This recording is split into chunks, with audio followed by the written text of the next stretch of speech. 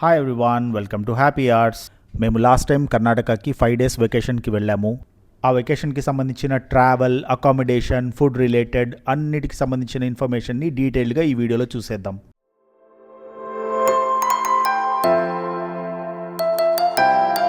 మా వెకేషన్లో మేము కవర్ చేసిన ప్లేసెస్ వచ్చేసి ఉడిపి, కార్కాల, శృంగేరి, చిక్మంగళూరు, హలెబీడు అండ్ బేలూరు.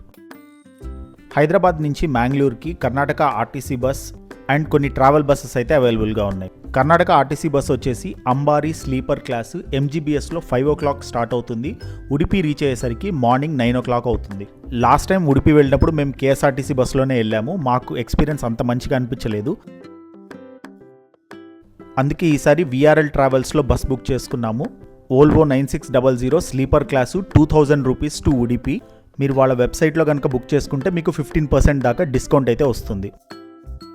ఈ బస్ ఆరాంఘర్లో ఈవినింగ్ 6 o'clockకి స్టార్ట్ అవుతుంది. ఉడిపి రీచ్ అవ్వడానికి మార్నింగ్ 9:30 అవుతుంది. ఉడిపిలో మేము స్టే చేసిన ప్లేస్ వచ్చేసి ద ఓషన్ పర్ల్. ఉడిపికి సెంటర్ అయిన టైమ్ స్క్వేర్ అనే ఏరియాలో ఈ హోటల్ ఉంటుంది. ఈ ఏరియా చూస్ చేసుకోవడానికి మెయిన్ రీజన్ ఇక్కడి నుంచి కృష్ణా మఠ్కి వాకబుల్ డిస్టెన్స్. ఇది ఒక 4-star హోటల్. మాకు పర్ నైట్ 3500 రూపీస్ పడింది. హోటల్లో చెక్ ఇన్ అయిపోయి ఫ్రెష్ అప్ అయ్యేసరికి అరౌండ్ 11 o'clock అయిపోయింది. ఉడిపిలో లోకల్గా తిరగడానికి ఆటోలో మినిమం ఫేర్ వచ్చేసి 40 రూపీస్. బెస్ట్ థింగ్ ఏంటంటే ఒక బైక్ రెంటల్ తీసుకోవడం. నేనైతే రాయల్ బ్రదర్స్ యాప్ నుంచి యమహా ఫసీనో బుక్ చేసుకున్నాను. నాకు 1 dayకి 65 kilometers లిమిట్ ఇచ్చారు. వితౌట్ పెట్రోల్ 500 రూపీస్ పడింది. ఇక ఫ్రెష్ అప్ అయిపోయిన తర్వాత ఫస్ట్ కృష్ణమఠ్కి స్టార్ట్ అయ్యాము. మీద మార్నింగ్ 11-11:30కి కృష్ణమఠ్కి వెళ్ళిపోయి చక్కగా దర్శనం చేసేసుకున్నాం. దర్శనం అయిపోయాక 12 o'clockకి అన్నదానం అయితే స్టార్ట్ అవుతుంది. చక్కగా అక్కడ భోజనం చేసుకోవచ్చు. ఇక కృష్ణమఠ్కి వెనక సైడ్ మిస్ అవ్వకుండా అనంతేశ్వర టెంపుల్ని కూడా విజిట్ చేయండి. చాలా బ్యూటిఫుల్గా ఉంటుంది టెంపుల్. ఇక దర్శనాలన్నీ అయిపోయిన తర్వాత అక్కడి నుంచి హోటల్కి వెళ్ళి కాసేపు మళ్ళీ రెస్ట్ తీసుకొని అరౌండ్ 3-3:30కి మళ్ళీ బీచ్కి స్టార్ట్ అయిపోండి. ఉడిపిలో మీరు ఏ బీచ్కి వెళ్ళినా సరే అన్ని బీచెస్ చాలా బ్యూటిఫుల్గా ఉంటాయి. ది బెస్ట్ 3 beaches చెప్తాను. ఒకటి వచ్చేసి మట్టు బీచ్, రెండోది డెల్టా బీచ్. ఈ రెండు ఉడిపికి కొద్దిగా దూరంలో ఉంటాయి, అంటే అరౌండ్ 20 kilometers. ఇక మూడోది వచ్చేసి సిటీకి దగ్గరలో ఉన్న మాల్పే బీచ్. ఇక్కడ కొంచెం క్రౌడ్ ఎక్కువగా ఉంటుంది, కానీ వీక్ డేస్లో వెళ్తే అంత రష్ ఏమి ఉండదు. వాటర్ యాక్టివిటీస్ ఇంట్రెస్ట్ ఉన్న వాళ్ళకి ఈ బీచ్ అయితే బెస్ట్. ఈ బీచ్ నుండి బోట్లో సెయింట్ మేరీస్ ఐలాండ్కి కూడా వెళ్ళొచ్చు. సన్సెట్ వాక్ ఎంజాయ్ చేయాలనుకునే వాళ్ళకి మాల్పే సీ వాక్ కూడా ఉంది. బట్ నా ఉద్దేశంలో అయితే ఆ బీచ్లోనే మీకు ఈజీగా 3 to 4 hours టైం హ్యాపీగా స్పెండ్ చేయొచ్చు.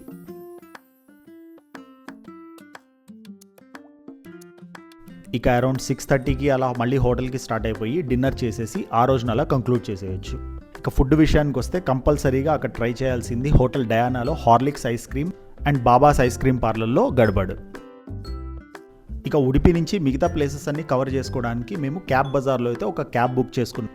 మాకు 3 daysకి with petrol Etios car 265 kilometers లిమిట్కి మాకు 10,000 దాకా అయితే పడింది.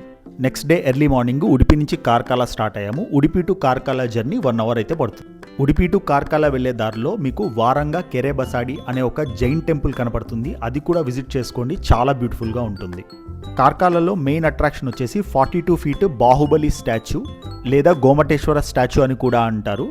ఇది కర్ణాటకలో ఉండే 5 గోమటేశ్వర స్టాచ్యూస్లో ఒకటి. Second largest. ఫస్ట్ వచ్చేసి శ్రావణ బెలగోలలో ఉంటుంది. ఈ టెంపుల్ చూసేసుకున్న తర్వాత అక్కడ చాలా బసాడీస్ అయితే ఉంటాయి, అవి కూడా విజిట్ చేయొచ్చు. కంపల్సరీగా మిస్ అవ్వకుండా వెళ్లాల్సిందైతే అనకెరే బసాడి. లేక్ మధ్యలో ఉండే ఈ జైన్ టెంపుల్ చాలా బ్యూటిఫుల్గా ఉంటుంది, చాలా ప్రశాంతంగా కూడా ఉంటుంది. కంపల్సరీగా మిస్ అవ్వకుండా వెళ్ళండి. ఇక కార్కాలలో ఉండే టెంపుల్స్ అన్ని విజిట్ చేసిన తర్వాత అక్కడి నుంచి శృంగేరి స్టార్ట్ అవ్వచ్చు. కార్కాలలో ఉన్న టెంపుల్స్ అన్ని కూడా అరౌండ్ 11-11:30 లోపు విజిట్ చేసేసుకోండి. అక్కడి నుంచి శృంగేరి స్టార్ట్ అవ్వండి. అరౌండ్ 1.5 hour జర్నీ అయితే పడుతుంది. కార్కాల టు శృంగేరి ఘాట్ రోడ్డు చాలా బ్యూటిఫుల్గా ఉంటుంది, ఎస్పెషల్లీ మాన్సూన్ సీజన్లో.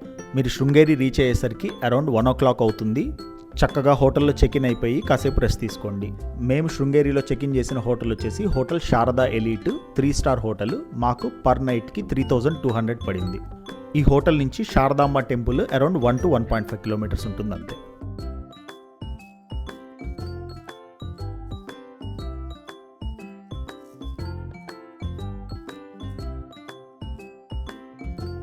శృంగేరిలో అన్ని టెంపుల్స్ కూడా 4 o'clock తర్వాతే స్టార్ట్ అవుతాయి. సో మీరు 4 o'clockకి స్టార్ట్ అయిపోయి శారదాంబ టెంపుల్ విజిట్ చేసుకోవచ్చు.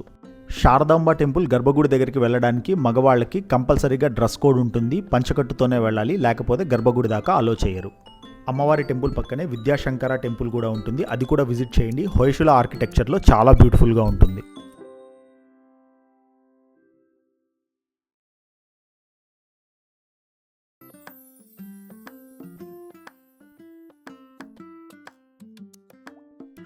దర్శనం అయిపోయాక మెట్ల గుండా తుంగభద్ర నది దగ్గరికి వెళ్ళి కాసేపు టైం స్పెండ్ చేయొచ్చు.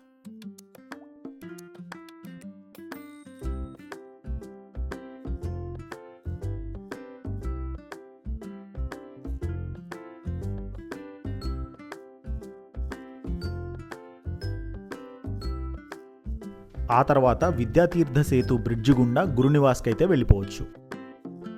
గురునివాస్ దగ్గరలో కాలభైరవ టెంపుల్ ఉంటుంది, అది విజిట్ చేయొచ్చు.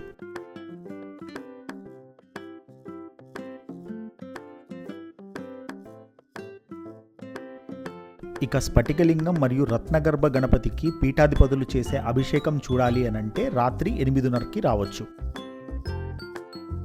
గురునివాస్లో కాసేపు టైం స్పెండ్ చేసిన తర్వాత శంకరా హిల్స్కి వెళ్ళిపోవచ్చు. అది శారదాంబ టెంపుల్ నుంచి ఒక 2 కిలోమీటర్స్ డిస్టెన్స్ ఉంటుంది.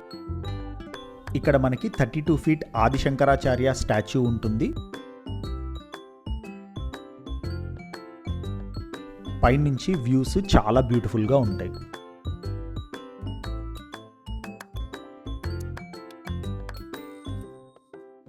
మధ్యలో మ్యూజియం కూడా ఉంటుంది, అది కూడా విజిట్ చేయండి. ఇక శంకరా హిల్స్లో 7 o'clockకి డైనమిక్ వాటర్ ఫౌంటైన్ ఉంటుంది, అది కూడా చూసేయండి. ఇక గురునివాస్లో అభిషేకం చూడాలనుకున్న వాళ్ళు డిన్నర్ చేసేసి పంచకట్టుతోటి అక్కడికి వెళ్ళిపోవచ్చు. లేదంటే హోటల్కి వెళ్ళిపోయి ఆ డేని అక్కడితో ఎండ్ చేసేయచ్చు. మీకు శృంగేరికి సంబంధించిన డీటెయిల్డ్ వీడియో చూడాలి అని అనుకుంటే మన ఛానల్లో ఉంది, వెళ్ళి చూసేసేయండి. ఇక నెక్స్ట్ డే చిక్మంగళూరుకి స్టార్ట్ అయిపోయాము. దారిలో భద్రా వైల్డ్ లైఫ్ శాంక్చురీలో టైగర్ సఫారీ చేయొచ్చు. ముథోడి టైగర్ సఫారీ జోన్ నుంచి మీకు సఫారీ అయితే స్టార్ట్ అవుతుంది. శృంగేరి నుంచి ముథోడి టైగర్ సఫారీ జోన్కి 2 hours జర్నీ పడుతుంది. మార్నింగ్ 2 సఫారీస్, ఈవినింగ్ 2 సఫారీస్ ఉంటాయి. అడల్ట్కి 700 రూపీస్, చైల్డ్కి 300 రూపీస్ పడుతుంది జీప్ సఫారీ అయితే. వైల్డ్ ఎనిమల్స్ కనిపించే ఛాన్సెస్ అయితే చాలా తక్కువ. జస్ట్ ఫారెస్ట్ సఫారీని ఎంజాయ్ చేయాలనుకుంటే మాత్రం ఈ సఫారీని ఎంజాయ్ చేస్తారు. ఎనిమల్స్ని స్పాట్ చేయడానికి ఎర్లీ మార్నింగ్ సఫారీ అయితే బెస్ట్. సఫారీ అవ్వడానికి 1.5 hour టైం పడుతుంది. సఫారీ అయిపోయిన తర్వాత చిక్మంగళూరు వెళ్ళడానికి ఇంకొక 1 hour టైం పడుతుంది. సో బ్రేక్ఫాస్ట్ టైంకి చిక్మంగళూరు రీచ్ అయిపోయి హోటల్ చెక్ ఇన్ చేసుకొని కాసేపు రెస్ట్ తీసుకోవచ్చు. చిక్మంగళూరులో మేము స్టే చేసిన హోటల్ వచ్చేసి hotel Adrika. It's a 3-star hotel. మాకు పర్ నైట్కి అరౌండ్ 3,400 రూపీస్ పడింది. చిక్మంగళూరులో స్టే చేయడానికి రిసార్ట్స్ అయితే బెస్ట్ ఆప్షన్. కానీ కిడ్స్తో ట్రావెల్ చేసే వాళ్ళకి నా సజెషన్ అయితే సిటీలో తీసుకోండి. కాసేపు రెస్ట్ తీసుకొని లంచ్ చేసుకున్న తర్వాత మళ్ళీ సైట్ సీయింగ్కి స్టార్ట్ అవ్వచ్చు. చిక్మంగళూరు వెస్టర్న్ ఘాట్స్లో ఉండడం వల్ల మెయిన్ అట్రాక్షన్స్ అన్నీ కూడా అక్కడ ఉండేటటువంటి పీక్ పాయింట్స్. ఎంత పీక్ పాయింట్స్ అయినా సరే ట్రెక్కింగ్ చేయాల్సిన అవసరమే లేదు. పైదాకా వెళ్ళడానికి కార్లో యాక్సెస్ ఉంటుంది. ములయాంగిరి పీక్ అయితే కర్ణాటకలోనే హైయెస్ట్ పాయింట్. అదే కాదు, అక్కడ ఉన్న ఏ పీక్ అయినా చాలా బ్యూటిఫుల్గా ఉంటుంది. అక్కడ కాసేపు టైం స్పెండ్ చేయండి. సిటీ సెంటర్ నుంచి ములయాంగిరి పీక్ రీచ్ అవ్వడానికి అరౌండ్ 1 hour అయితే జర్నీ పడుతుంది. మాన్సూన్ సీజన్లో అయితే ఈ ప్లేస్ ఇంకా చాలా బ్యూటిఫుల్గా ఉంటుంది. అడిషనల్గా వాటర్ ఫాల్స్ని కూడా బాగా ఎంజాయ్ చేయొచ్చు. సో పీక్స్ దగ్గర సన్సెట్ ఎంజాయ్ చేసి అరౌండ్ 6:30కి మళ్ళీ సిటీకి స్టార్ట్ అయిపోవచ్చు.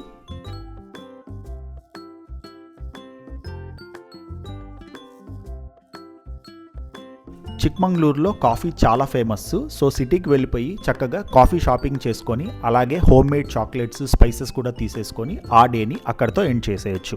చిక్మంగళూరుకి సంబంధించిన డీటెయిల్డ్ వీడియో మన ఛానల్లో ఉంది, వెళ్ళి చూసేసేయండి.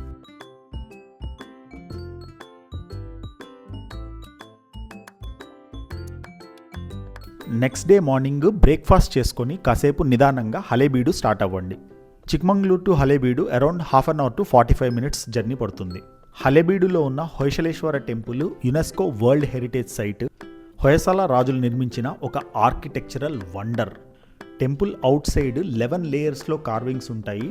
ఈచ్ కార్వింగ్ చాలా అంటే చాలా డీటెయిల్డ్గా ఉంటుంది. మీరు మొత్తం టెంపుల్ డీటెయిల్డ్గా చూడాలి అనంటే నా దృష్టిలో అయితే ఒక 1 week దాకా టైం పడుతుంది.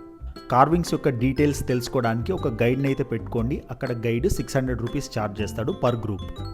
టెంపుల్ లోపల 2 గర్భగుళ్ళు, ఆ 2 గర్భగుళ్ళల్లో 2 శివలింగాలు ఉంటాయి. ఆ శివలింగాలకి ఎదురుగా 2 ఏకశిలతో చెక్కబడిన నందులు కూడా ఉంటాయి.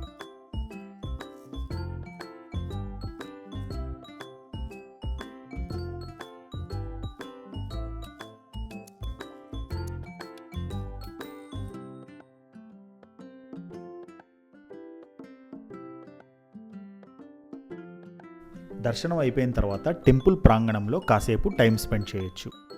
హలేబీడు టెంపుల్ విజిట్ అయిపోయేసరికి మీకు ఆఫ్టర్నూన్ అవుతుంది. తర్వాత అక్కడి నుంచి బేలూరుకి స్టార్ట్ అవ్వండి.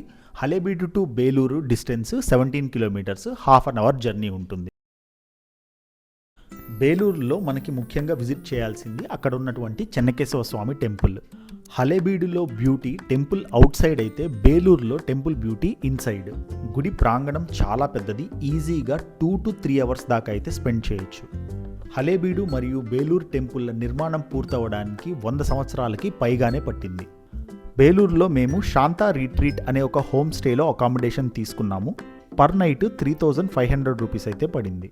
ఇది చెన్నకేశవ స్వామి టెంపుల్కి వాకబుల్ డిస్టెన్స్లో ఉంటుంది. సో మీరు 1 నైట్ గనక అక్కడ స్పెండ్ చేసినట్లయితే 2 టైమ్స్ ఈజీగా దర్శనం చేసుకోవచ్చు. చెన్నకేశవ స్వామి టెంపుల్ని విజిట్ చేయడానికి బెస్ట్ టైం అయితే ఆఫ్టర్ 4 PM, 7 o'clock ఇచ్చే హారతి అయితే అస్సలు మిస్ అవ్వకూడదు. హలేబీడు మరియు బేలూరు టెంపుల్స్కి సంబంధించిన డీటెయిల్డ్ వ్లాగ్ మన ఛానల్లో ఉంది, వెళ్ళి చెక్ చేయండి. ఇక బేలూరు నుంచి రిటర్న్ జర్నీ కోసం మనకి బస్ అండ్ ట్రైన్ ఆప్షన్స్ 2 ఉంటాయి బెంగళూరుకి. బేలూరు నుంచి ఆఫ్టర్నూన్ టైం స్టార్ట్ అయ్యి ఈవినింగ్ కల్లా బెంగళూరు వెళ్ళిపోయి అక్కడ కాసేపు రెస్ట్ తీసుకొని నైట్ బెంగళూరులో బయలుదేరి ఎర్లీ మార్నింగ్ కల్లా హైదరాబాద్ రీచ్ అవ్వచ్చు. That's all about our 5 days vacation in Karnataka. Hope you guys have enjoyed it. ఇక్కడ దాకా చూసినందుకైతే thank you so much. Please like, share and subscribe. Take care everybody. Tata, bye bye.